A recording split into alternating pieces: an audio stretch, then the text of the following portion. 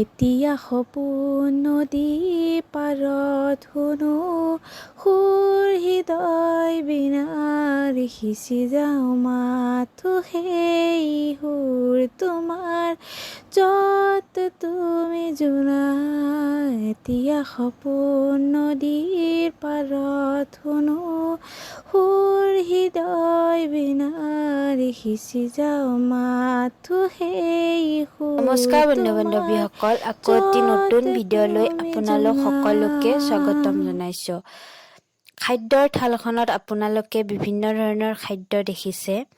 হয়, এই খাদ্যৰ থালখনৰ পৰা আমি পটলৰ কিছু কথা ক'বলৈ ওলাইছোঁ। পটল যদিও আমি সকলো ঠাইতে পাওঁ, তথাপিও এই পাচলিৰ জনপ্ৰিয়তা আছে। উৰিষ্যা, বিহাৰ, পশ্চিমবংগ, অসম, বাংলাদেশ, উত্তৰ প্ৰদেশত। পটলৰ উপকাৰিতাৰ বিষয়ে আমি ক'বলৈ গ'লে পাওঁ, পটল খালে হজম শক্তি বাঢ়ে।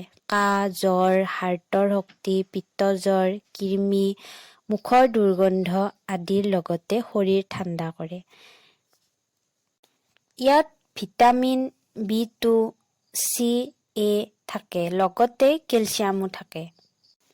ওজন কমোৱাৰ বাবে পটল ভাল খাদ্য, লগতে ছালৰ বাবেও ই উপকাৰী।